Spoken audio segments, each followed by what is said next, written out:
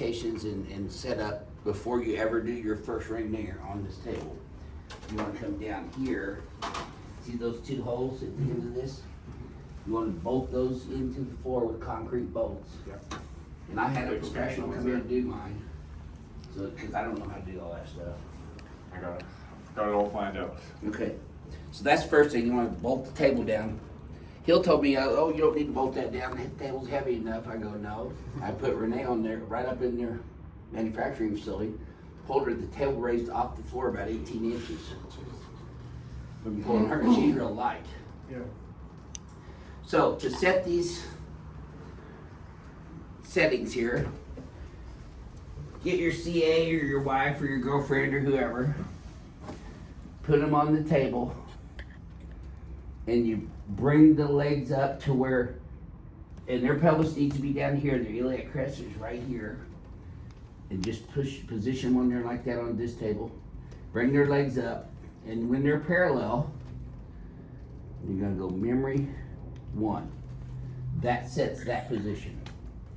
Now, for taller patients, you want to get somebody on there that's a little taller, raise it up to where their legs are then parallel. Memory 2. And then for your NFL guys and NBA guys, well, seriously, I mean, there's like, we have some 6'8" patients coming in here. 3, and that brings it all the way up. Now, on the down setting, and this is super important, you want to bring it all the way down to about 1/4 of an inch up off of that down plate right there. Mm-hmm. See, that plate's movable. If you feel that bottom plate down there, Mm-hmm. go ahead and feel that. Oh, yeah. Yeah, so it moves around. So if this piece comes all the way down and it messes up some of the electronics on that, it will affect these electronics and you have to reset the table. So come down just below to where it's, you see it's not even flush with the thing, but, and I might raise that up just a tad right there even, because patients aren't gonna know that difference, Mhm. and they're not gonna feel that when they're laying down. And then memory 4. So now we've already preset 1. And then it's just a push of the button and let go. You don't have to stay bent forward doing it the whole time. Just always check at the end of the, before, when you have the patient's legs up and pinned in with the pelvis, that's when you want to see their legs parallel. And then for taller patients, you just hit 2. You good to go? Then for your athlete, just hit 3. I mean, it goes way up. It's incredibly high. Seriously. And I've had a 485-pound patient on this table and it didn't have Wow. liquor problems. Now just push forward, see? It'll take it all the way back down to where I set it. Mm-hmm. So basically, you're good to go at that Once you point. get one time, you're You want to put that pedal right there, the raised lower feature on there, good. Mm-hmm. to where you can get your left foot on there and raise it up if you want it raised up for your adjustment after you let them on the table with it in the down position. Just raise it up to where you can get your weight leaning back. That's why we have it up at the highest level, because then we can get our whole weight behind it but still have that y-axis only. This is too low, you get a little flexion in that, and it's more like that Y-strap. That's why I sent you guys a photo of that Y-strap. Yeah. Did you see the angles they were using on that? Fingers. Well, like that one gal that we saw that had the kink Mm-hmm. in her cervical spine, C5, C6 herniation. If he were to do the Y-strap on that patient and did the same thing that I told you about, Yeah. where the strap goes down, they don't know because they're not feeling it. They're not getting that towel wrapped around it. It's not wet. They're not getting the feel and control of it. Yeah.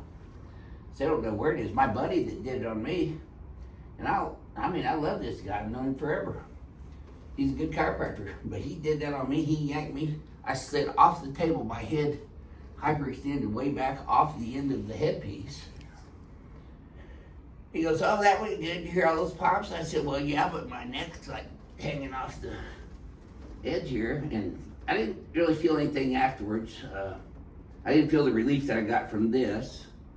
But the next morning, I was just sitting at the breakfast bar at home on my computer, and I just totally passed out and fell backwards and Scary. landed on the floor, hit my head up on the stove. Renee was freaking out. She called 911. My son comes running in. I I said, no, call him, I'll get her, you know, but I was dizzy as shit. Just getting up. It was scary. I didn't go to the hospital right away, but I laid around the rest of the weekend, didn't do anything. I didn't drive my car, that's for sure. Get that innate connection with them. Because you're different than me, you're different than him, and he's different than us, and she's different than all of us. You know, so. And you notice the smaller gals, you notice how I took it easier on them? Just bring, that's the one you want to kind of do that softer, gentler ring digger on, and just bring the traction in a little thrust. Lean that weight back into it, because it's that weight lean back that gives you the smoothness. Because when you're doing all arms, it's rougher feel, it's more ratchety. You know, but you can get that weight back into it, everything's smooth.